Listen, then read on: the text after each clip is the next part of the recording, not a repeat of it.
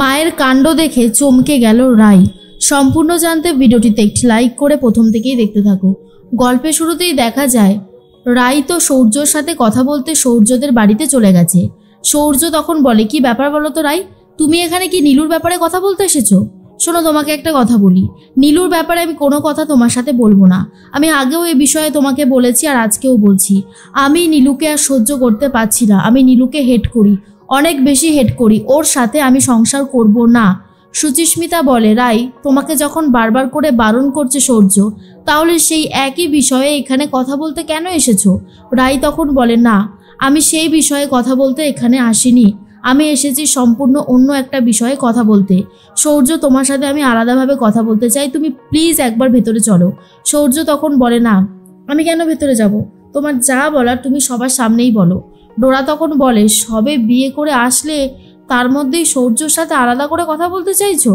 বাপরে রাই, আজকাল তো তোমাকে খুব অন্যরকম লাগছে। রাই তখন বলে, অন্যরকম লাগার মতন কিছু হয়নি ডোরাদি, আমি শুধু এই কথাটাই বলতে চাইছি, সৌর্যর সাথে আমার একটা ভীষণ দরকারি কথা আছে। সেই কথাটা যদি আমি এখানে বলি তাহলে কিন্তু ঠিক হবে না। ছোটবেলা থেকে অনেক শিক্ষা আমাদেরকে মেনে চলতে হয়, অনেক কথা শুনেছি, সব কথা সবাইকে সবার সামনে বলা যায় না।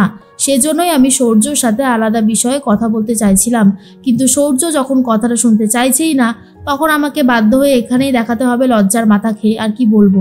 অন্যদিকে রায়ের মার মন অবস্থা একদম ভালো নেই। আর ঠিক তখনই নীলু এসে বলে, মা তোমার সাথে কথা বলবে, দেখো তো। মানে দিদির শাশুড়ি মা কি বলছে, দিদির সম্মান নেই, কথা বলো। এরপর সোহিনী দেবী কথা বলতে শুরু করে আর বলে, আপনার মেয়ের তো কোনো শিক্ষা দীক্ষা নেই। ওই রকম একটা মেয়েকে আমার ছেলের গলায় গছিয়ে দিয়েছেন।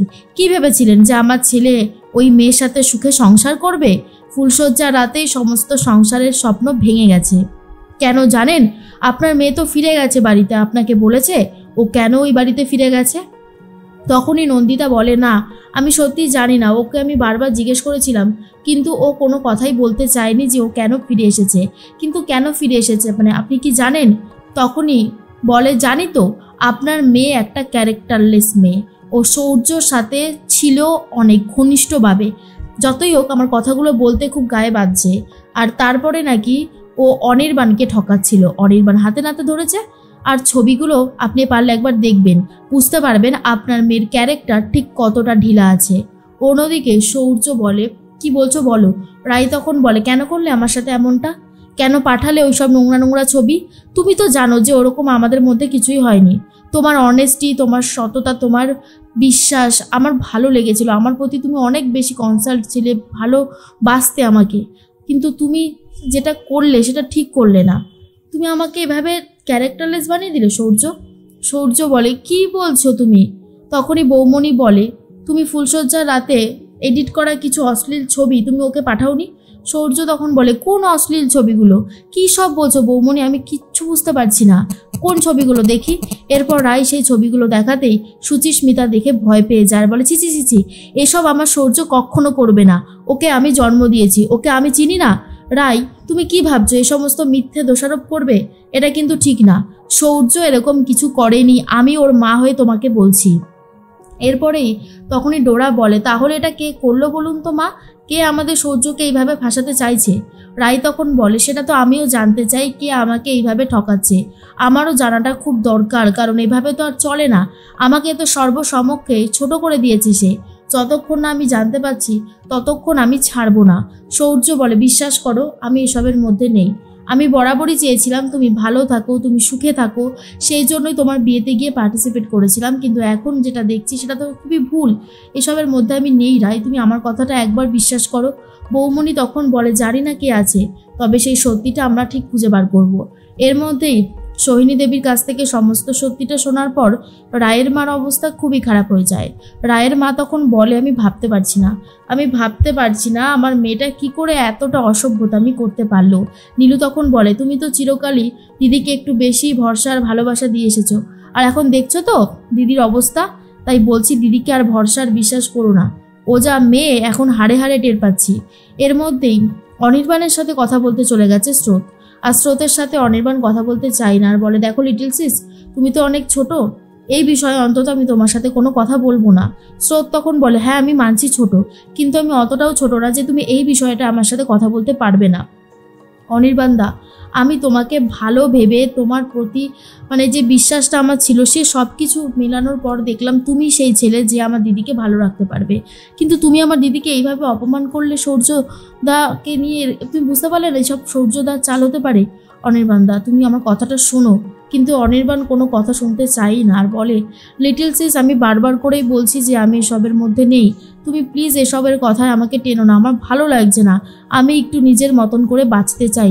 স্রোত তখন বলে, তুমি চাইছো আর আমি তোমাকে সেই সুযোগ করে দেব না সেটা হয় না, কিন্তু আমার দিদিকে তুমি এইভাবে ভুল বুঝতে পারো না, তার চরিত্রে যে কলঙ্কের দাগ তুমি ছিটিয়েছো সেটা হতে পারে না, কিছুতেই না। আমার দিদি পুরো পবিত্র, সে কখনো এরকমভাবে কলঙ্কের দাবিদার হবে না। একটা কথা মনে রেখো, যে এই সব কিছু করেছে সে তো এখন মহানন্দে আছে, কিন্তু সে নিজেও জানে না তাকে ধরার জন্য আমরা ফাঁদ পাতবো, আর সে আমাদের ফাঁদে ধরা পড়বেই। তুমি শুধু মিলিয়ে নিও, তখন পারবে তো নিজেকে ক্ষমা করতে, পারবে নিজেকে সবার সামনে প্রমাণ করে দিতে যে তোমার কথাগুলো ঠিক। এর মধ্যেই রায় বাড়ি ফিরে এসেছে। সূর্যও বুঝতে পারছে না কি করবে, কারণ সূর্যও জানে সে এগুলো করেনি। নীলু মনে মনে খুব আনন্দ পাচ্ছে আর বলে, মা ভাবো, একবার ভাবো, দিদিভাই কিনা এই সমস্ত কাজবাজ করে বেরিয়েছে। এর মধ্যে রায় বাড়িতে আসতেই রায়ের মা তো প্রচণ্ড ক্ষেপে গেছে, আর তখনই বলে, কিরে হয়ে গেছে? হ্যাঁ, কোথায় গিয়েছিলিস? কোথায় গিয়েছিলিস তুই? আমাদের মান সম্মান এভাবে ধুলোয় মিশিয়ে দিতে পারলি? কিরে বল, পারলি এভাবে ধুলোয় মিশিয়ে দিতে? তখনই রাই বলে, মা এসব তুমি কি বলছো? আমি তোমার কথায় কিছুই বুঝতে পারছি না। তখনই নন্দিতা বলে, বুঝতে পারছিস না তাই না? বুঝতে পারছিস না? এই ছবিগুলো কি ছবি যেন কথা বলছিল? হ্যাঁ, ওইগুলো কিসের ছবি? বল, উত্তর দে। তখনই রাই বলে, মা ওগুলো সম্পূর্ণ ভুল, ওগুলো এডিট করা ছবি, আমি এসবের মধ্যে নেই, আমি সূর্যর সাথে কথাও বলে এসেছি। এর মধ্যেই নন্দিতা বলে, এখন আমি বুঝতে পারছি যে কেন আমার মেজ মেয়ের সংসারটা ভেঙে গেছে, কেন আমি বুঝতে পারছি যে এখন তুই তোর নিজের সংসারটা ভেঙে কেন এই বাড়িতে এসেছিস। তোর যদি সৌর্যকেই দরকার ছিল, তাই কেন গেলি না তুই সৌর্যর সাথে সংসার করতে? বল, বিয়ে তো দেবো বলে ঠিক করেছিলাম। রাই বারবার করে একটা কথাই বলে যে সে সৌর্যকে এটাই বলতে গিয়েছিল, এই ছবিগুলো সৌর্যও পাঠায়নি আর আমিও এগুলো করিনি, এগুলো সব মিথ্যে কথা। তার মধ্যেই নীলু বলে, দেখ কেমন লাগে, কি ভেবেছিলিস তুই অনির্বাণদার সাথে সুখে শান্তিতে সংসার করবি আর আমি এখানে থেকে থেকে কষ্ট পাবো? আমি এগুলো হতে দিতাম? কখনো হতে দিতাম না। তাই তোকে এবারে উচিত শিক্ষা দিলাম, দেখ কেমন লাগে, হাড়ে হাড়ে বুঝবি যে আমি কি জিনিস। বিক্রম বলে, মা একটু শান্ত হও।